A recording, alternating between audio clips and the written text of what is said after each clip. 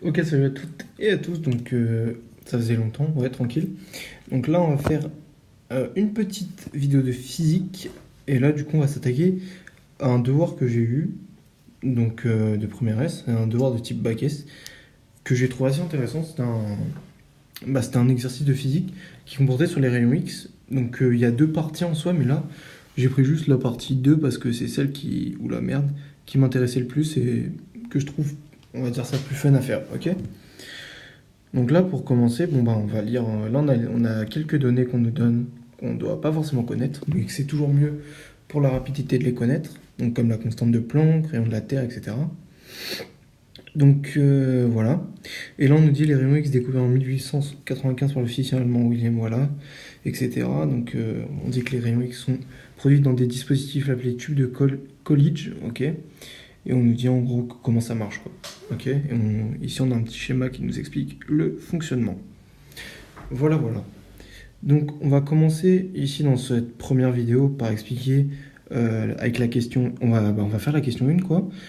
Donc, déjà, on lit la partie 2. On considère dans cette partie que la tension électrique entre le filament et la cible U est de 19,6 kV. Si l'électron libéré par le filament a une énergie suffisante lorsqu'il arrive sur la cible en mobile N, il peut exciter certains atomes de la cible en perturbant leur couche électronique interne. Donc la question 1. Alors, 1.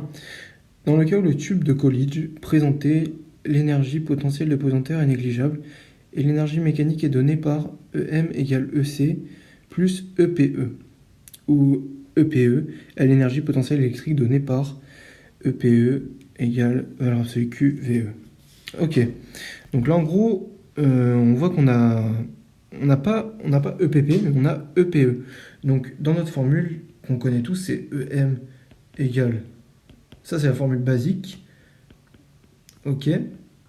Et ben là on n'a pas de EPP, mais ce EPP sera remplacé par un EPE. Voilà. Voilà. Donc ça c'est la première chose à bien comprendre. Après là on voit les différentes unités, le volt, le champ électrique en volts par mètre, etc. Donc là, on rappelle que l'électron est accéléré entre la plaque moins, donc la plaque moins ici, et la plaque plus ici, passant d'une vitesse initiale nulle à une vitesse finale v. Donc là, ça veut dire que ici, là, on a une v qui est égale à 0, parce qu'on dit qu'elle est nulle. Et on dit qu'il part, de la plaque moins vers la plaque plus, ok? Donc du coup, ça c'est très important de savoir qu'on a une vitesse initiale ici qui est égale à 0.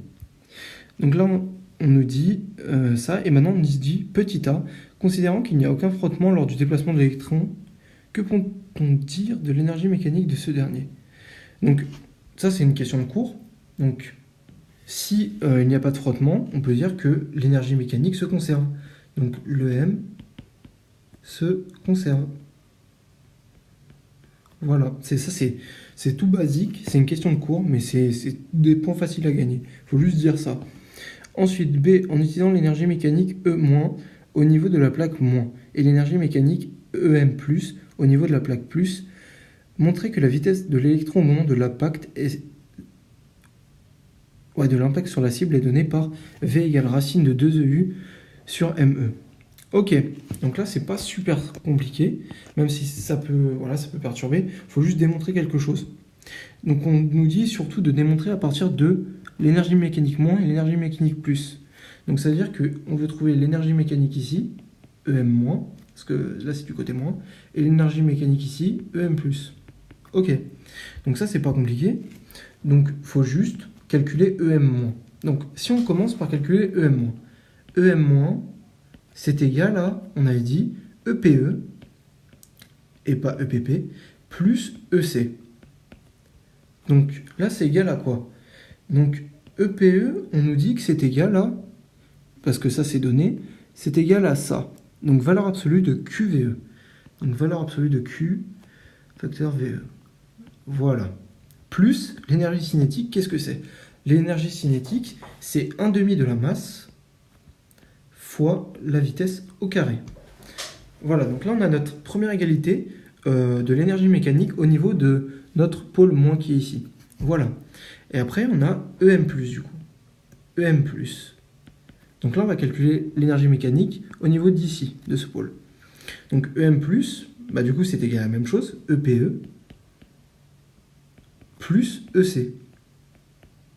Voilà. Donc du coup, bah, on a la même chose. On a valeur absolue de QVE plus 1 demi MV carré.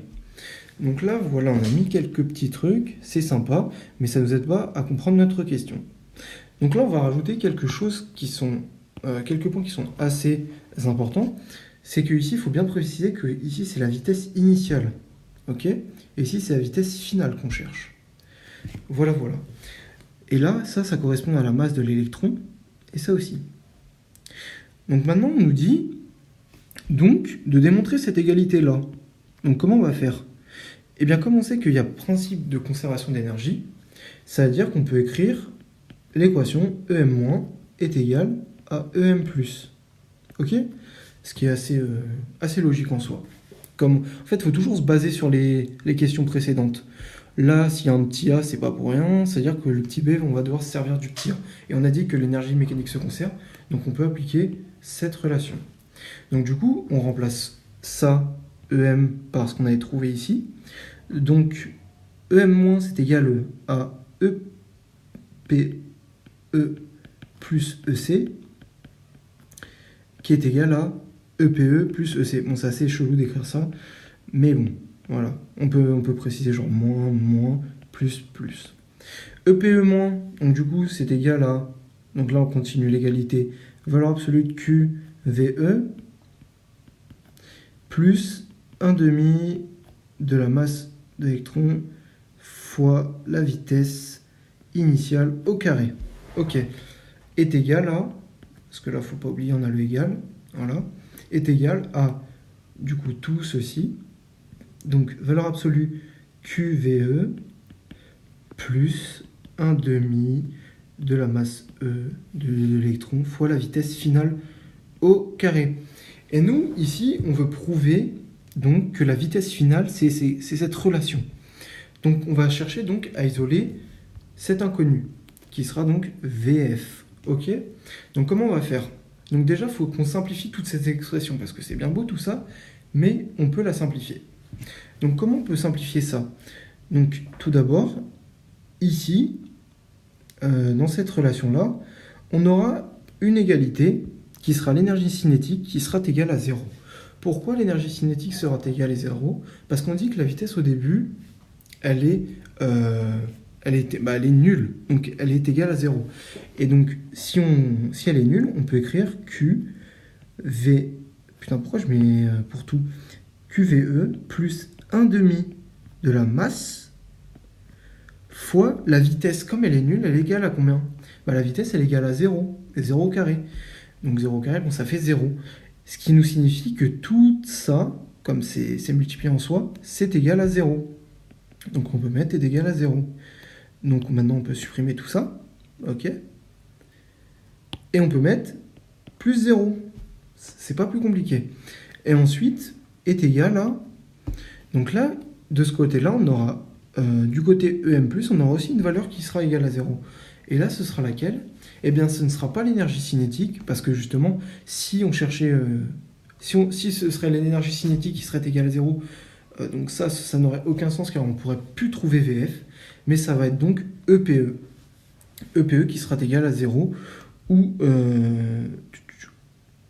le volt, où les volts seront égales à 0. Et du coup, on multipliera valeur absolue fois 0 fois l'énergie. Fois l'énergie électrique. Donc ça nous fait 0. 0 plus 1 demi ME VF carré. Et voilà. Donc là, on a notre égalité. Donc cette égalité, qu'est-ce qu'on peut faire? Eh bien, on peut la réécrire. Donc on fait valeur absolue de QVE est égal à 1 demi MEF, voilà, VF carré. Et maintenant, c'est un peu simple. Maintenant, il suffit d'isoler le V pour trouver la vitesse finale. Parce qu'on a bien, c'est bien VF. Donc, si on isole, on multiplie par 2 là-bas, ça nous fait 2 valeur absolue de QVE est égal à MEVF carré. Ok, bon là c'est un peu... Mon F il est un peu gros, mais bon c'est pas grave.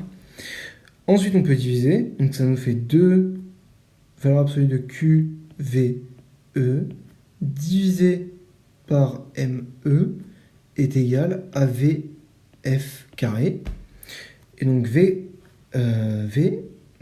ouais, est égal à, donc pour virer le carré on utilise la racine de 2 valeur absolue de Q, V, E, M, E. Et là on regarde donc si on a bon, et on cherchait donc, où elle est la formule?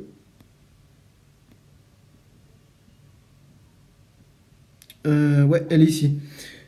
Tac, elle est là. Et du coup, c'est bon parce que là, justement, le E, c'est égal à, bah, du coup, là, le Q, c'est une charge en coulomb. Et donc, nous, on cherche la charge de l'électron, la charge élémentaire E. Et donc, oui, c'est bon. On a bien trouvé notre relation. Ou VE, c'est égal à U aussi. Comme on a. Bon, là, je l'ai pas, mais non. L'énoncé VE, c'est égal à U. Ok? Donc, on peut écrire VF est égal à racine de 2 E U sur la masse d'un électron. Voilà pour cette première partie de la question.